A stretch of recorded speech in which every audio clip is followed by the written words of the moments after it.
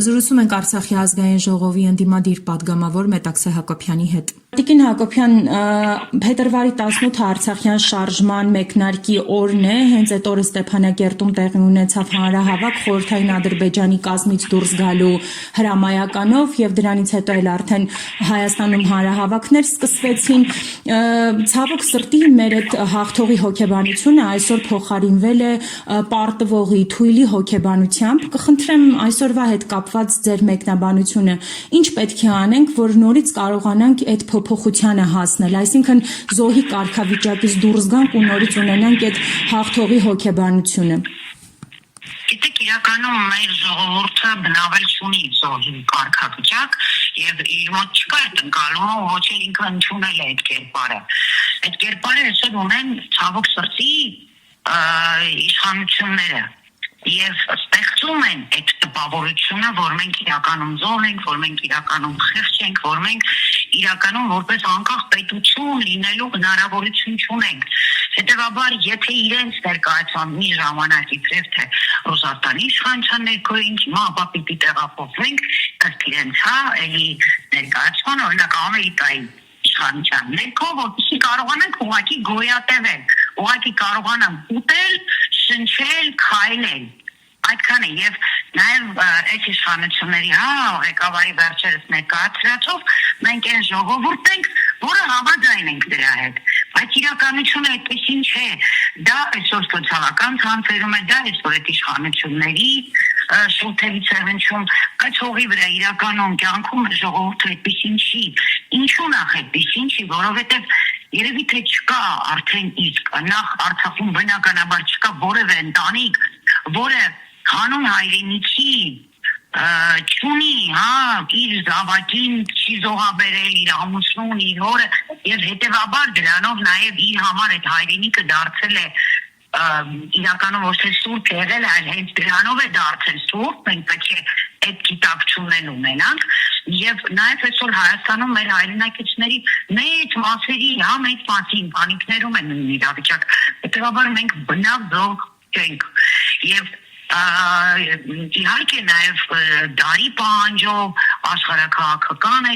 իրավիճակով պայմանավորված բնական է մեր մտածելակերպում էլ կա փոփոխություն։ Մենք նաև հասկանում ենք, որ երբ աշխարհը վերաձևակերպվում է, մենք նույն տեղում չենք կարող դոփել, նույն կոչերը, նույն կարգախոսները չենք կարող ունենալ, բայց որևէ կերպ մենք պատրաստ չենք հայրենիք զիջելու։ Եվ հետևաբար գիտեք, այդ ոգին միգուցե էլի այլ ձևակերպումներով կա ժողովրդի մեջ, այդ նույն ոգին փետրվարյան ժողովուրդը չի կարող վերափոխվել եւ դրա վառ օրինակը ես բազմիցս բերում եմ, դա 2016-ի ապրիլն էր, երբ Արցախում տեղ ու դադար չկար, երբ պատերազմ էր սկսել, երբ քարորյա պատերազմ էր եւ կամավորական հոսքերը ուղղակի կառավարել հնարավոր չէ լինում, այնքան շատ է ժողովուրդը եւս այդ Հայաստանից եկող մեծ սկսած սոցիալականից ով ինչ հնարավորություն ուներ օգնելու այդ պահին անում էր դա եւ չէր կարող 4 տարի հետո ուղղակի ժողովուրդը դռնեին ու դառնար մեկ այլ ժողովուրդ պարտվող, ինչպես է իշխանություններն են ներկայացնում, հաղթող, դասալիկ, խեղճ, չգիտեմ, մենակ ուտել ուզող, Արցախը ուրացող, Հայաստանի նկատմամբ անտարբեր, ինքը չի կարող այդպես լինել, հասկանում եք, դրանք ընդհանրապես մեզ ներկայացվող կեղծ մանիպուլյացիաներն են եւ հետեւաբար ուղղակի տրվելով այդ քարոշչությանը, որտեղ ցավոք սրտի այսօր մեր ժողովուրդը այդ առումով լավն է, ինքը իշխանություններին ընկալող, ընդունող, նաև օրենքները հարգող ժողովուրդ է իրականում, էլի անկախ նրանից ինչպես կներկայացնեն իշխանությունները եւ նույնիսկ այդքան աղետներից հետո, այո, շատերի մոտ դեռ չկա այն գիտակցություն, այո, դու ունես այսօր իշխանություն, որը պատրաստ ծախել քեզ էլ, քո ընտանիքն էլ, քո երեխային էլ, քո հայրենիքն էլ։ Եվ դրանից է գալիս այս սպասողականությունը, այս դանդաղ շարժվելը,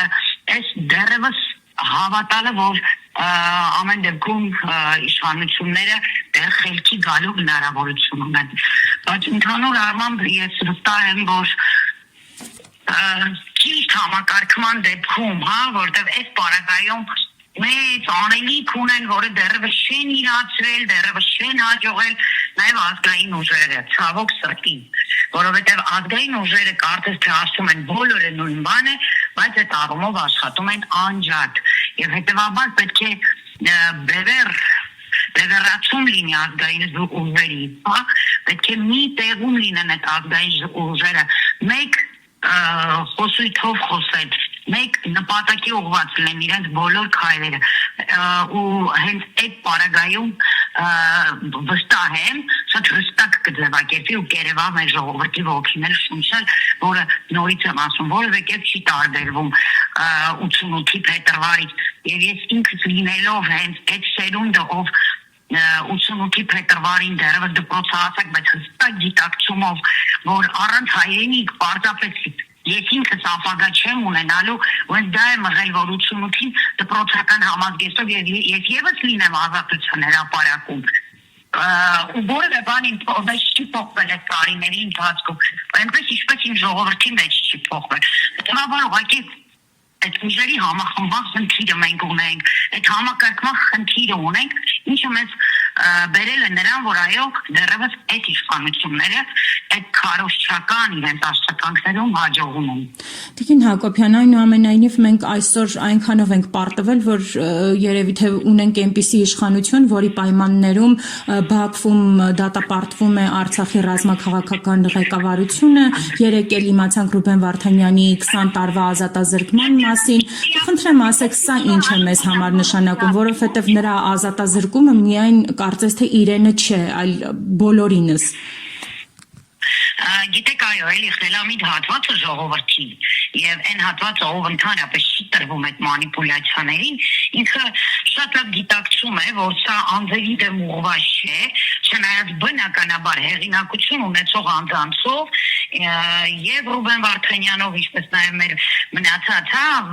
պատանդարված ռազմաքաղաքական վերնախավով, դա ուղիղ այսպես մեսիջ է հենց հայ ժողովրդին, որ դուք բոլորդ եք, դուք, ես չեմ սիրում այդ բառերը իրականում ասել, դատապարտվել է կամ ցմահազատազրկվել է հայ ժողովուրդը, որովհետև իրականում այն իրավիճակում, որոնք իրենք են գտնվում, գոնե մենք չենք, գոնե Բաքվի բանտերում չենք, գոնե դեռևս հնարավորություն ունենք իրականություն փոխել եւ հնարավորություն ունենք քայլել մեր հայրենիքում։ Հետևաբար ես չեմ ուզում այդ ձևակերպումները անեմ, ինչը ցավոք սրտի էլի ընդունված հասարակության մոտ, բայց ես մի բան վստահ կասեմ, որ այս ամենը փոխելու համար ես առանձին մեկնաբանություն էլ գիտեք իրականում չունեմ ասելու Բաքվում մեր գերեվարված հայրենակիցների մասով, որովհետև առանձին դետալների քննարկումով չի այս մեր իրավիճակը։ Այս ամեն ինչը համակարգված, ընդհանուր Արցախի կորուստ, մեր հայրենակիցների գերեվարում, Հայաստանի կեղեքում, Հայաստանի այս անվտանգային բազմաթիվ խնդիրները, որ Դամոկլյան թրի պես կախված են մեր գլխին, այդ ամեն ինչը ընդհանրապես մեկ լուծում ունի, ինքը համակարգային մոտեցում է պետք է ամեն ինչին։ Ես ինչպես ասեցի, մինչև չլինի բևեռացված, այսպես ազգային ուժերի համակարգված աշխատանք, հա, եւ ոչ թե ինչպես կլասիկ դասական քաղաքական իրավիճակում է, այսպես բոլորը ինչ որ նախընտրական քարոզարշավի մեջ են, որտեղ պիտի ժողովուրդը ընտրի, ցավոք սրտի մեր ժողովուրդը 18-ից հետո 2020-ին հավատը կորցրեց նման բաների ուղղությամբ, այսինքն լսել ինչ որ ծրագրեր, այդ ծրագրերի ուղղությամբ գնալ, ոչ 2020 թվականից իրականում մեր ժողովուրդը ուզում է ապրել, այո, ապրել բարեկեցիկ, ապրել իր հայրենիքում, բայց այսօր որևէ ուժ այդ ակնկալիքները ապահովելու այդ գիտակցումը չի տվել ժողովրդին, սկսած իշխանությունից, բայց ինչ է իշխանությունը հաջողում, եւ ցավոք սրտի, եթե Աստված մի արածե իմ ասած համակարգային մոտեցումը չունենան ազգային ուժերը, ցավոք սրտի էլի այդ առումով կհաջողի այս իշխանությունը, որտեղ բնականաբար նաև կեղծեն են բոլոր մոտեցումները, որ այս իշխանությունները կարող են օրինակ արդար ընտրություններ անցկացնել, օրինակ կարող են իրենք ժողովրդավար ընտրություններ անցկացնել, արդեն են որ Հայաստանում կան մոտ 7 տասնյակ քաղբանտարկյալներ խոսում են նրա մասին, որ ոչ Հայաստանում դիկտատուրա է, Հայաստանում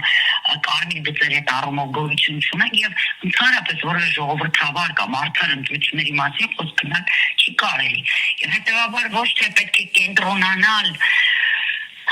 գալիք ընտրություններին առանձին որպես վստահելի ուժ ներկայանալով, այլ պետք է